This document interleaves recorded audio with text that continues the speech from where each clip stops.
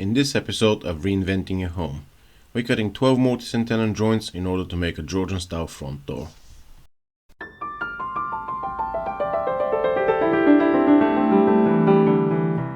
Hi, I'm Ross, and I'm glad that you're here with me. Over the next 12 minutes we have to make a replacement front door for a repeat customer of mine.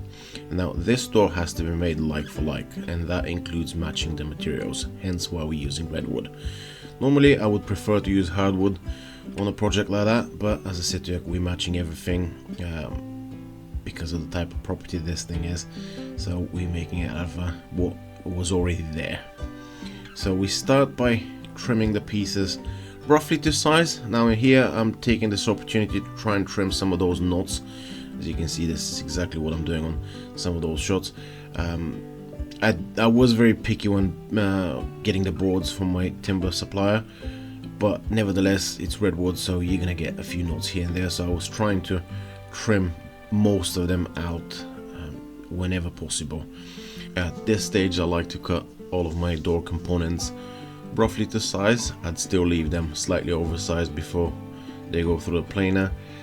However, I like to be able to lay them down and have a visual idea of which piece is going to go where and how the door is going to be assembled. And then after this is done, we can go on the jointer, and then we need to get one face flat and then one edge straight. So this is the purpose of the jointer. And then we can go to the thicknesser and then run all of our boards just to make sure that they're all at the same thickness.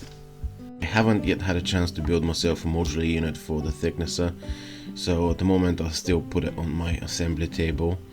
And because I also don't have a dust collection in the workshop, this is something I'm planning of addressing this year. I'm using a bucket because otherwise the thicknesser spits the shavings all over my coffee machine, so I had to improvise, adapt and overcome, so that's why I keep that bucket over there. Anyways, once we're done milling all the boards to size, we can go ahead and put our raised panel in the glue up, so we can put it on the clamps and leave it to dry while we're working on the joinery. So what we do here is we apply a little bit of glue.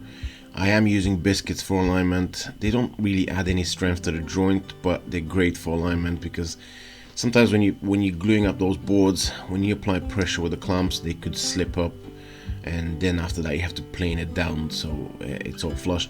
When you add a couple of biscuits for alignment, that thing generally doesn't happen, and it leaves a lot less to be planed and sanded.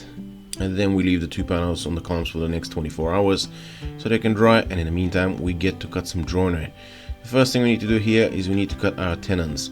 We do that on the table saws. On the first one we cut the shoulders, and then on the second one with the tenon cutting jig we actually cut our tenon.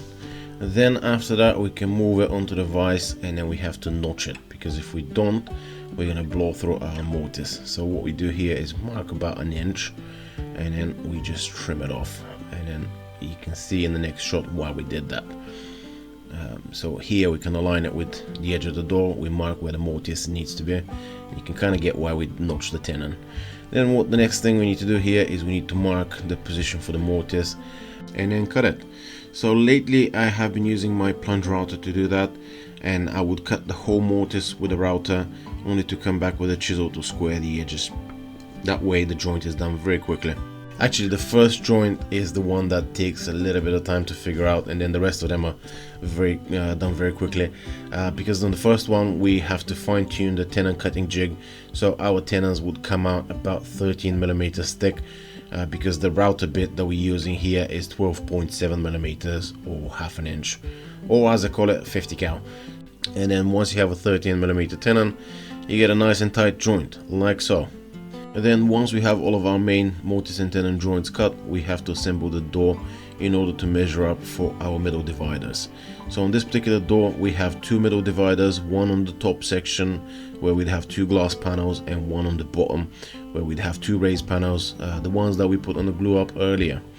So the way I do this thing here is I would assemble the door. As you can see, the mortise and tenon joints are a bit tight, so I had to use clamps to put it together, and then that allows me to measure up the distance between the two rails.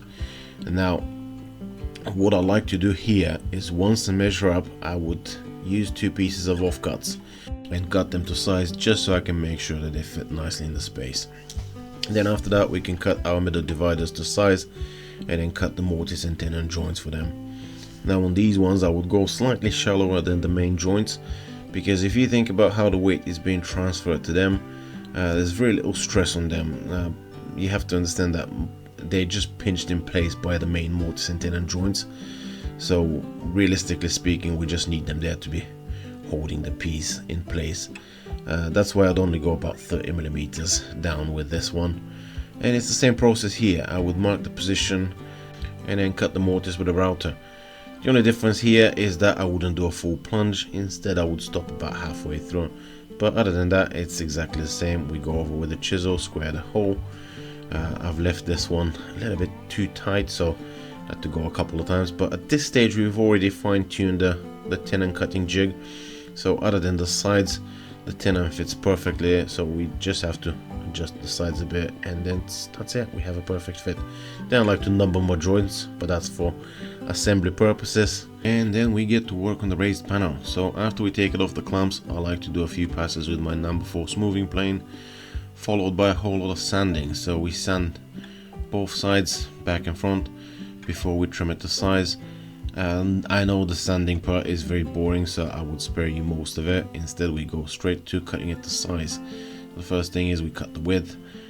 We always glue up these things slightly oversized so we can trim them to size at the later stage. And then we cut the length on the miter saw by first squaring one edge. That allows us to measure up and cut the panel to size. And then once we do that, it gets to probably the most important part of this process here, and that is doing the rebate around the perimeter of the panel. Now this is a technique that I use, which is kind of sketchy. I wouldn't recommend you do that unless you're very confident using a router, and that is I would go backwards several times, because I like to have my fence set up and not move it. Normally you should do several passes going forward while moving the fence. However, I like to set up my fence and not touch it. That's why I go backwards several times, and in the last pass I'll go forward and straighten everything out. Once the rebates have been cut, we can go ahead and install our decorative beading here. So this is one of the reasons why we have a rebate, because we have a visible decorative bead that goes around the perimeter. And the overhang that you're seeing now is the one that's going to go inside of our groove, and that's how we capture the panel in the door. Now we finish with the beading all around the perimeter. It's all been cut at 45-degree miters. We pin it with nails. Even though those nails are not going to be seen, I still like to sink them with a nail punch, just so I can make sure that the heads are not sticking out and not interfering with my assembly. And then we can cut the grooves for the panel. Now those grooves are off-centered, which means that you have to spend a little bit of time trying to figure out your offsets, and also arranging your pieces in a way that you won't mess up the orientation in which you cut the groove, because if you do, it means that you won't be able to assemble the door. Then after that you can just cut the grooves with a router. I'm using my little palm router. You can use a plunge for that one, but I like this one, so I just plunge it in between the mortises, and that's how I cut it. One thing you have to remember is cut those grooves slightly deeper than needed to allow expansion and contraction. And then we do a dry fit, just so we can make sure that all of our components are fitting together nicely. And that also allows us, if anything is not 100% right, we can make some adjustments, and then we can take the door apart and start the gluing up process. Oh, as you can see me here, this is exactly what I'm doing, taking the whole door apart, and then it's a case of applying glue to all of those mortise and tenon joints, and then putting the door on the clamps. So as always with these panel doors, we only gluing up the joints here. The panels need to be free floated. You're not supposed to put any glue there. If you do, it would restrict the door from moving as it's intended to, because this is solid wood, so obviously it would expand and contract with the humidity. So you want the panels to be free floated. That allows the frame to expand and contract without restricting it, otherwise the door might twist and warp. So we do that. As you can see here, the tenons are a bit tight, which is what I was going for anyway. So once I applied the glue, I actually had to force them in with the clamps, which is actually a good thing, because that would ensure we have a really good bond between the wood and the glue. And then once this is done, we have to leave the door for 24 hours, and then we come back the next day. And this is something I like to do with this type of joinery, and is I would like to use dowels that go through the main mortise and tenon joints just so we can lock them in place. I don't do that on the shallower tenons on the middle dividers, so I only do that on the main mortise and tenon joints, and I would put 2 dowels per joint. Nowadays, don't really need to do that because the glues that we're using are very strong. Back in the day, they used to do that because the glues were kind of weak.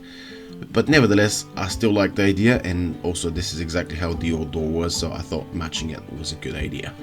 Then the next step here is we need to install the beading for the glass. So this is the front of the door, and then we install this beading, which essentially creates a rebate in which our glass panel would sit.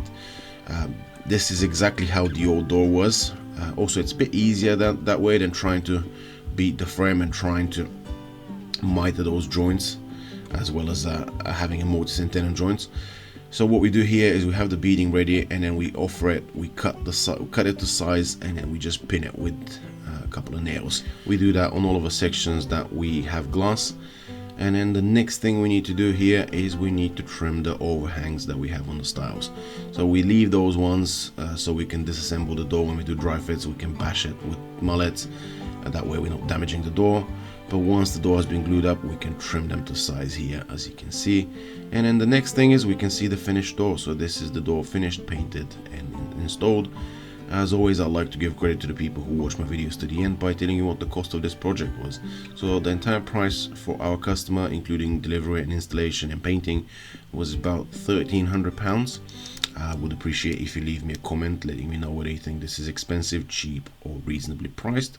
However, I would kindly ask you not to put the price in the comments. That way I would know that anyone who's commented has watched the video to the end. Thank you very much for watching, and I will see you on the next one.